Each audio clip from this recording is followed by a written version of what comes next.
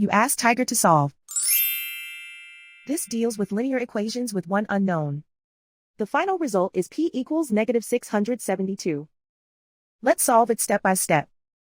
Move the negative sign from the denominator to the numerator. Isolate the p. Multiply both sides by 28. Group like terms. Multiply the coefficients. Simplify the arithmetic.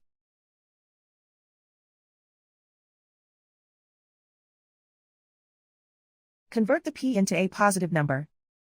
Multiply both sides by -1. Remove the ones. Simplify the arithmetic.